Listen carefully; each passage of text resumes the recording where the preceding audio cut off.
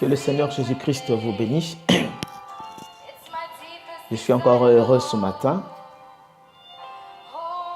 de pouvoir faire cette vidéo.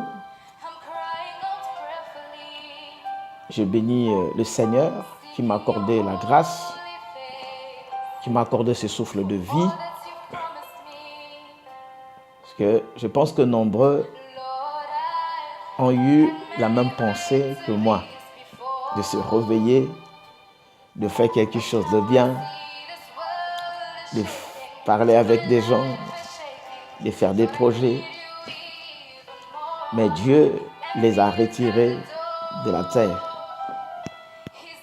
Mais il vous accorde à vous, à moi, la grâce de voir le jour. Et j'ai toujours dit ceci, c'est que Dieu a un rôle à jouer. En fait, Dieu n'accorde pas la vie à quelqu'un seulement comme ça. Vous savez, rien ne se fait pour rien. Je pense que quelqu'un serait d'accord avec moi. Quand Dieu nous accorde la vie, nous accorde le souffle, c'est qu'il sait qu'on a encore quelque chose à faire sur la terre pour son bien. Voyez-vous? Donc nous avons un rôle à jouer avant de quitter la terre. Voyez? Et je me rappelle que le prophète William Branham disait dans le message, dans les 70 semaines de Daniel, peut-être que je n'ai pas le temps de vous lire ça, il dit qu'il avait un rôle à jouer avant de mourir. Vous voyez? Mais lui, il dit là-bas qu'il avait un rôle à jouer avant de mourir, c'était de ramener Israël au Seigneur. Voyez-vous?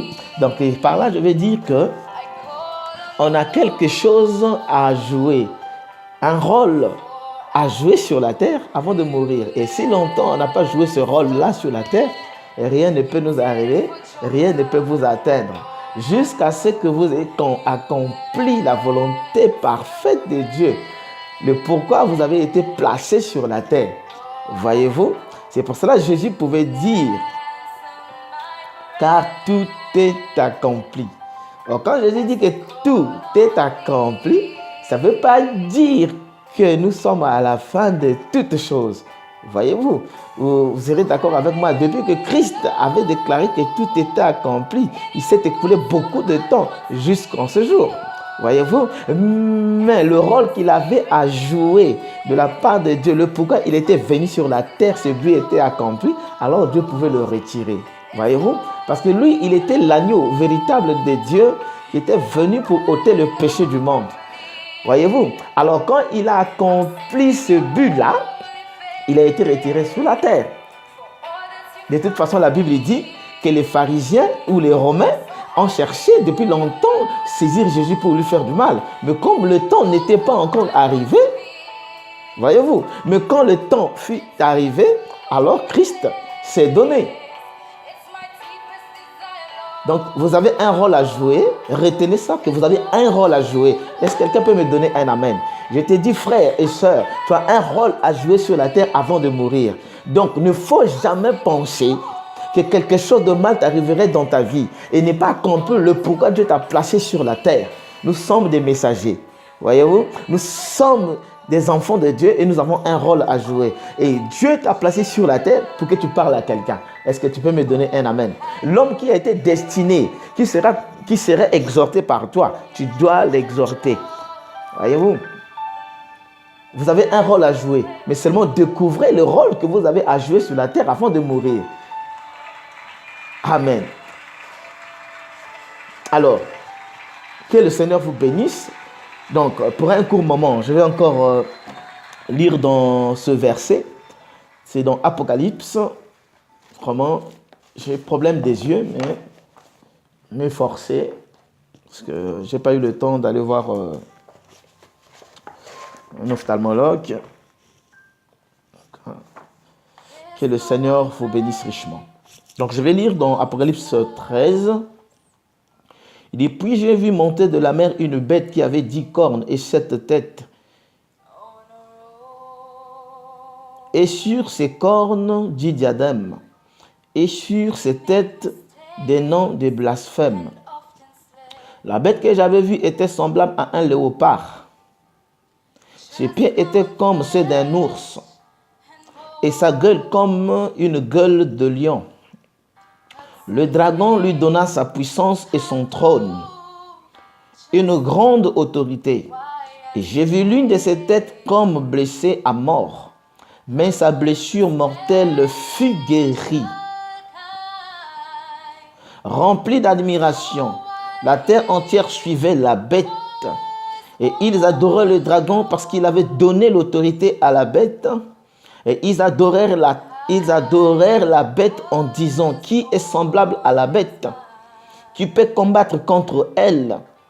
Il lui fit donner une bouche, proférer des paroles ardentes et des blasphèmes. Il lui fit donner le pouvoir d'agir pendant 42 mois. Et elle ouvrit sa bouche pour proférer des blasphèmes contre Dieu, pour blasphémer son nom, son tabernacle et ceux des habitants, ceux qui habitent dans le ciel. Il lui fit donner de faire la guerre aux saints. Que Dieu bénisse la lecture de sa parole. Tendre Dieu, nous venons de lire la parole que tout homme qui a été à l'école peut lire, Seigneur, le contexte, mais la révélation, c'est toi, Christ. Alors bénis-nous encore, éclaire-nous, Seigneur, pour ta gloire, au nom de Jésus-Christ. Amen.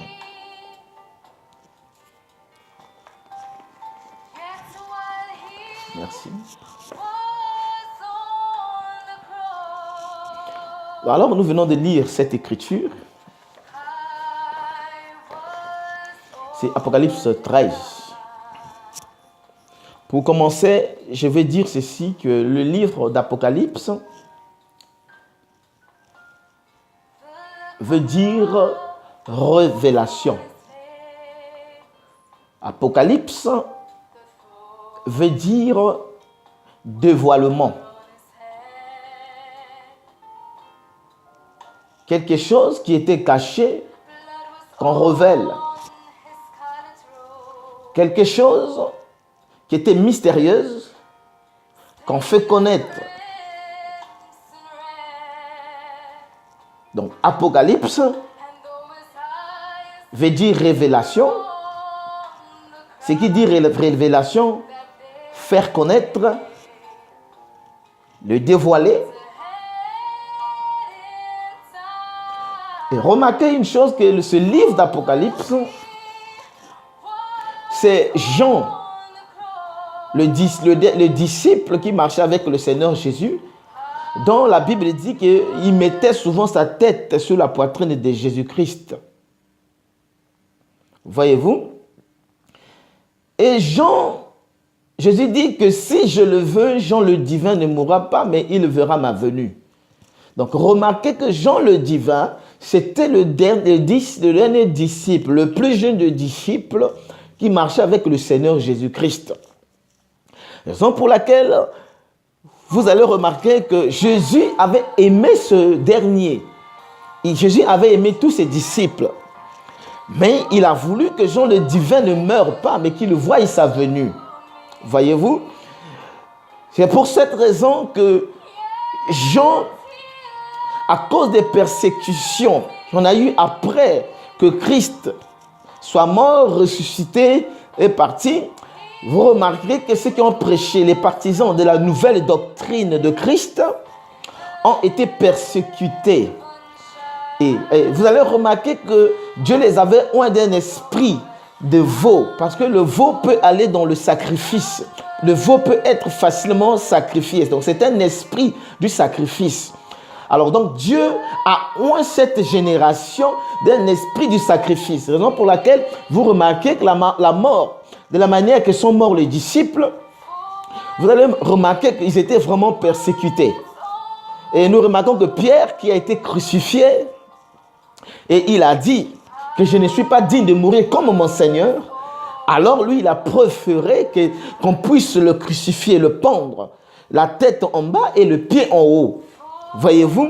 Donc les disciples ont été persécutés les cours des âges après la mort de notre Seigneur Jésus-Christ. Alors, comme ils ont tenu ferme à la révélation, ils ont tenu ferme à ce qu'ils ont vu que Dieu a fait. Voyez-vous? Et à cause de cela, ils étaient prêts à donner leur vie, à mourir à cause de la parole. Donc, sceller leur témoignage par le sang. Sceller leur témoignage de la parole en donnant leur vie en sacrifice. Et alors, je ne suis pas là pour entrer dans les détails. Donc, nous remarquons que c'est un esprit. Dans les 4 êtres vivants, c'est l'esprit de veau qui a fait cette génération ou ce peuple-là et qui les ôtait la peur de donner leur vie à la mort pour sceller leur vie dans le sang de l'agneau. Est-ce que quelqu'un peut me donner un amen? Donc, c'est un esprit. Vous allez remarquer que la Bible dit qu'il y avait Dieu a 4 esprits. Et dans les 4 esprits, il y a l'esprit de l'homme, il y a l'esprit de lion, il y a l'esprit de l'aigle, il y a l'esprit de veau. Donc, ce sont les 4 évangiles qui ont soutenu le ministère de Jésus pendant son pèlerinage sur la terre. Alors, ces esprits-là qui ont existé depuis l'Ancien Testament de 4 onctions ont déplacé de l'Ancien Testament dans le Nouveau Testament. Voyez-vous? Et dans le Nouveau Testament, ces esprits ont oint les 4 évangiles. Il y a Matthieu, Marc, Luc et Jean. Ce sont les 4 évangiles. Alors, dans les 4 évangiles, ont reçu les 4 esprits. Dans les 4 esprits qu'ils ont reçus, vous allez remarquer que Luc, c'était la tête de l'homme, c'est de la connaissance.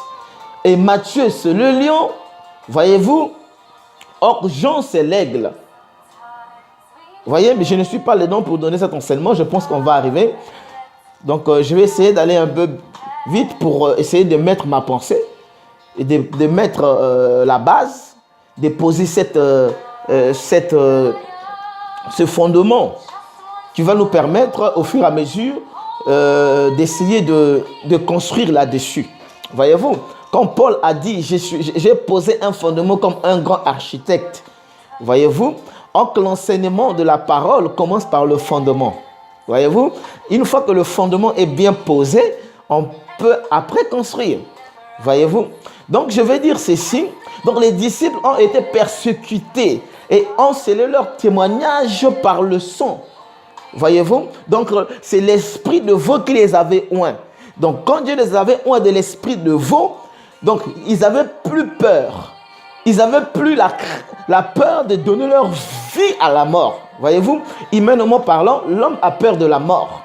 Mais quand vous êtes oint de cet esprit du sacrifice, voyez-vous, même Jésus, vous remarquez qu'il avait même peur de mourir. C'est Dieu qui est venu pour le consoler. Voyez-vous, pour dire, mais si tu ne meurs pas, regarde les âmes, regarde ceci, regarde comment le monde a perdu son plan, regarde comment le bouleversement. Voyez-vous, donc toutes ces choses-là a fait que le Seigneur Jésus-Christ, qui était venu comme étant l'agneau de Dieu pour ôter les péchés du monde, accepta la mort. Il dit, toutefois, non pas ma volonté, mais que ta volonté soit faite. C'est un esprit, c'est de cette volonté. Alors, vous allez remarquer même Jean le Baptiste, qui était une fois mis en prison. Il était une fois mis en prison. Vous voyez, lui qui a témoigné voir l'agneau de Dieu qui ôte les péchés du monde.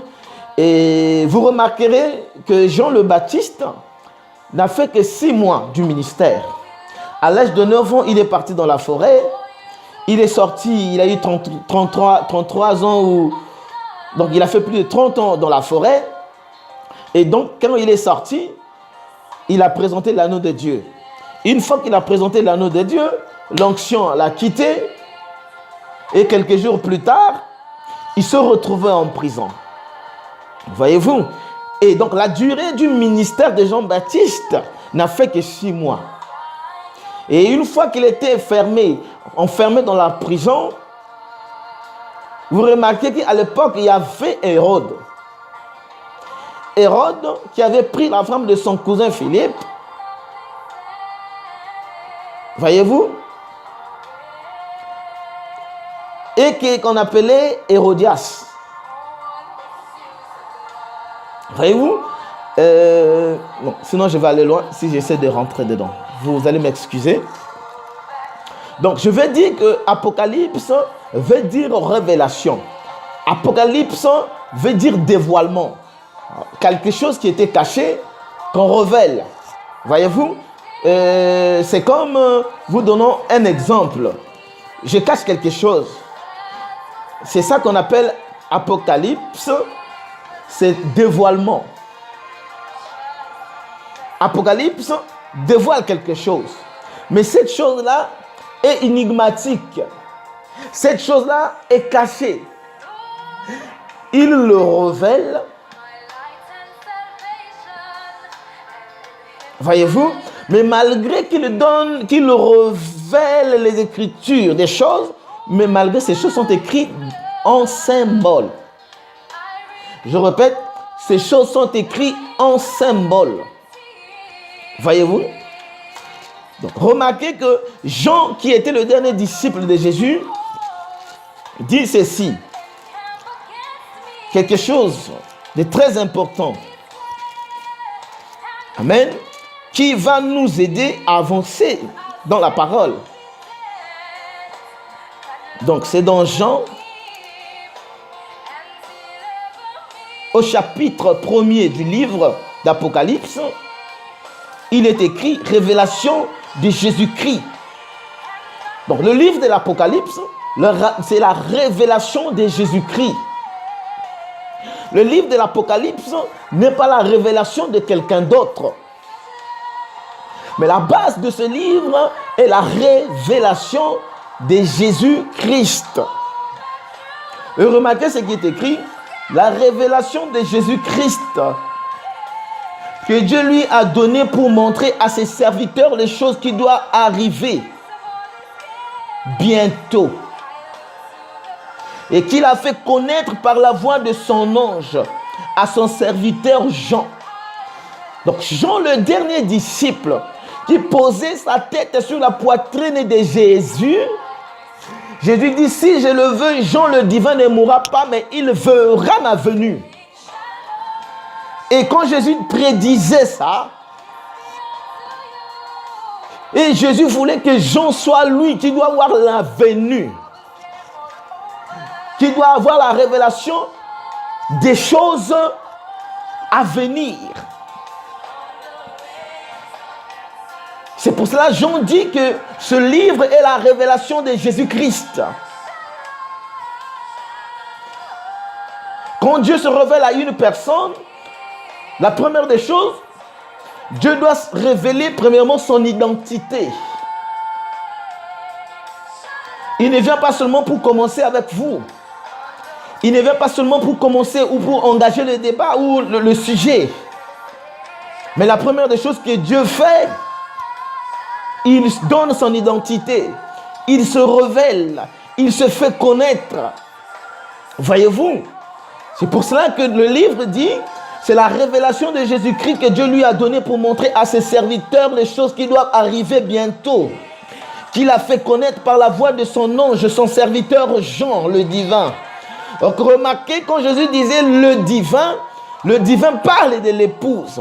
Donc Jean l'épouse, Jean le divin, ne mourra pas sans qu'il ait vu la venue. Donc la venue dont Jésus parlait, ce n'était pas sa première venue.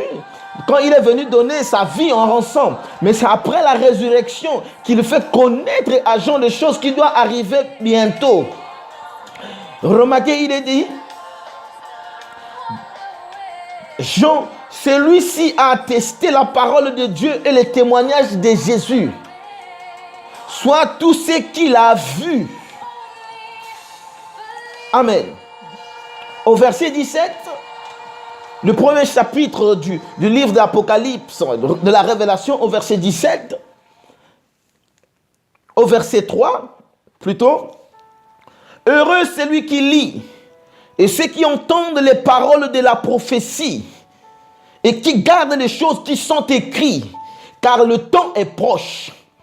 Voyez-vous, mes frères, Christ,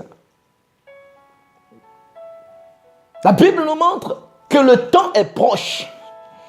Et plus tard, nous allons voir dans le livre d'Apocalypse 10, un ange puissant qui descend du ciel enveloppé d'une nuée, qui criait, et quand il cria, les 7 tonnerres fit entendre leur voix. Et vous remarquez que cet ange, quand il descend, il pose un pied sur la terre, un pied sur la mer. Et c'est toujours des symboles. il dit, mais qu'au jour de la voix du 7e ange, quand il sonnerait de la trompette, tous les mystères de Dieu s'accompliraient comme il annonçait à ses serviteurs les prophètes. Mais là-bas, il est dit, il jura par lui-même qu'il n'y a plus de temps.